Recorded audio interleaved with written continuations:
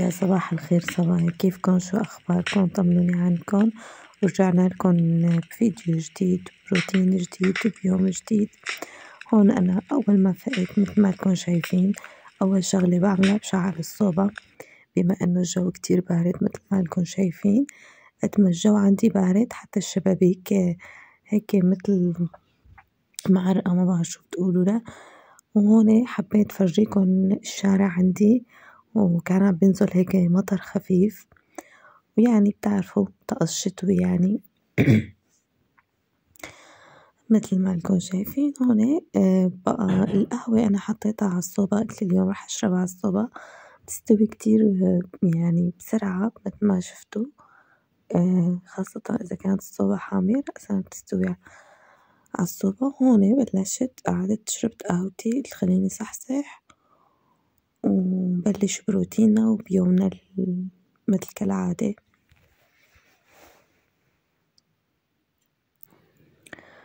مثل ما شفتوا شربت القهوة وبلشت هيك أعمل تنظيفة وحوسة على السريع. هو يعني صح الجو شتاء، واحد ما بيقوم، ما بحب يشتغل، ما بحب، بس يعني إجباري بدك تتحركي وتحوسي. إذا أنتي ما حستي البيت مين بده يحوسه يعني.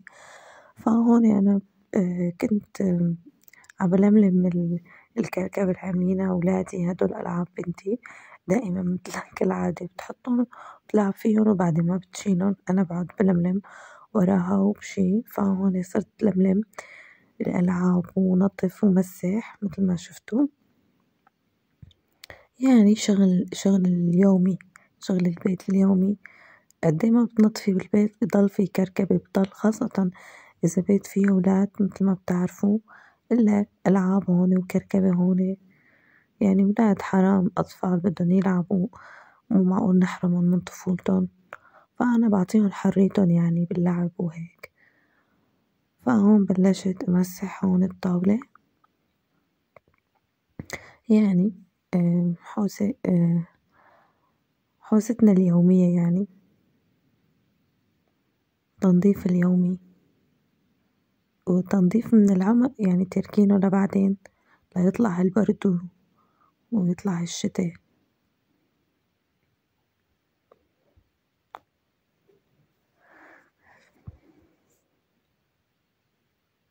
هون مثل ما انكم شايفين مسحت الطاولة، ويعني مو بس بنتي هيك بتكركب، وابني كمان بيقعد بيلعب وبزت ألعاب هون مثل ما انكم شايفين، ألعاب هون وهون وهون.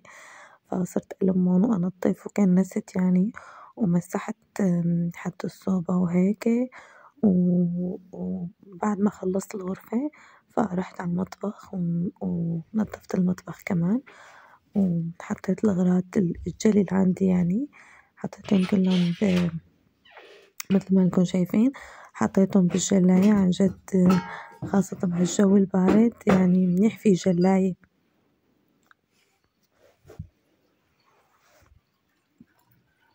فواحد هون أنا مثل ما انكم شايفين صرت أصفي الجليات، ويعني هيك حطيت الجليات بالجلاية، وعملت فطور هيك كان متأخر، فطرنا والحمد لله. وبعد ما فطرنا وهيك شي، فحبيت هيك أطالع أولاد ونغير جو، نطلع من البيت. صح إنه مطر وشي واحد بكتئب، يعني قلت خليهم حرام خطي. طلعنا وطالعنا هالولاد، يعني طلعنا وولادي ما شاء الله وقت طلعنا ما خلوا شي وما عملوا. هون بعد مثل ما قلت لكم، بعد ما حطيت الجلي ونظفت وعملت فطور وهيك وفطرنا والحمد لله، ولبستهم هيك وطلعنا إنه خلينا نغير جو. كان لازمني كمان أغراض بالسوق، فقلت باخدهم يدوروا يعني، وهون نشتري أغراض. وهون ابني ما شاء الله مثل ما انكم شايفين، هو وبنتي جننوني ما خلوا شي، يعني ما عرفت أشتري ولا أتفرج ولا أركض وراهم مشان ما ينكتوا يخربوا كل شي. مثل ما انكم شايفين هاد ابني عم بيركض على كل شي، كل شي بده يمسكه، هو وبنتي عن جد فظعوا. بتعرفوا ولاد، خاصة رحت السوق مع الولاد شغلة.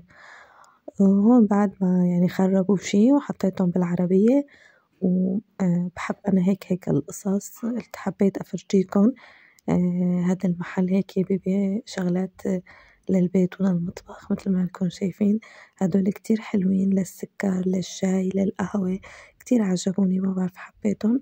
هدول الفناجين القهوة عفوا فناجين الشاي كمان كتير حلوين.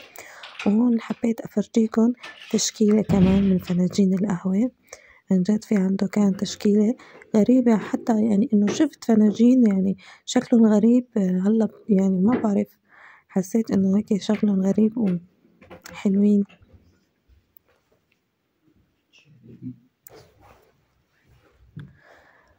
فعنده كان تشكيلة كتير حلوة.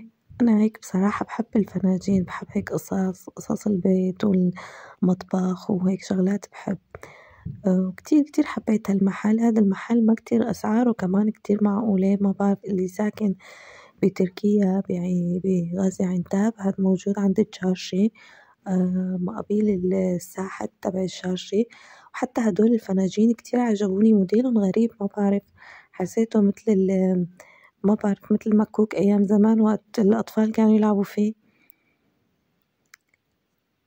يعني في عنده شغلات غريبة وحلوة يعني، وأسعاره يعني معقولة ما كتير غالية. هدول هون الفناجين كتير شكلهم حلو، هيك حبيت أفرجيكم هيك تشكيلة، ما بعرف إذا بتحبوا هيك قصص. هدول كمان مثل ما انكم شايفين مناظر شمعات وأضوية ومناظر هيك خرج تحطيهم حد التلفزيون.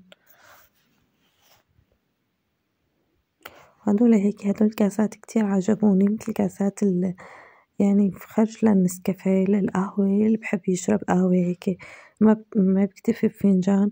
وهدول كمان الصواني مثل ما انكم شايفين كلهم أشكالهم كتير حلوة.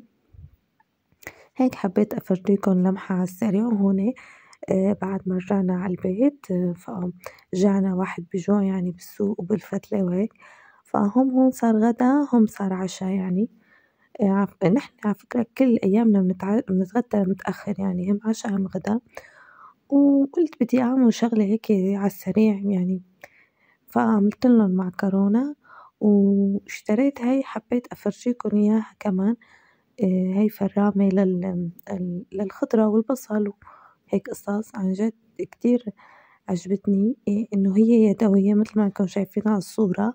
هون للخفق البيت كمان بصير، وللثوم وللحمة وللبصل وللخضرة، يعني فيك هذا، وهي يدوية مو على الكهرباء. يعني أنا هيك حبيتها ما بعرف، حبيت إنه يدوية، ما بعرف الكهرباء يعني هيك لسه بدك تحط الفيش وهيك ما بعرف، عجبتني قلت أجربها وأشوف يعني إذا كويسة ولا لأ. والله كتير طلعت منيحة، ويعني ما بتعذب أبدا، بس يعني ها بس هيك ضغطتين 3 وبفرملك الشي اللي بدك تحطيه. كتير يعني أكتر شي أنا اشتريته مشان البصل، يعني عن جد وقت بقشر البصل بدمع عيوني.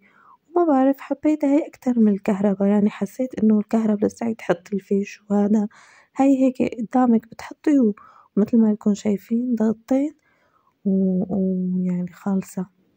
وسعرها كتير مناسب يعني ما كتير غالي، يمكن 75 يمكن 85 تركي، وكتير منيحة وظريفة ما بعرف أنا حبيتها. في لأنه خيط كمان ما بعرف حسيت الخيط بيعلق، هاي حسيتها أحلى يعني أسهل. هون بعد ما مثل ما شفتوا شلون هيك إذا بدكم ينعم أكتر كمان فيكم يعني تكبسوا أكتر. هون بعد المعكرونة كلياتنا بنعرف كيف بنعمل المعكرونة، بنسلق المي السخنة وبنحط زيت وملح وبعدين بنسقط بقلب المعكرونة لحتى تستوي. وهون حطيت شوي زيت وبصل وراح أحط شوية لحمة.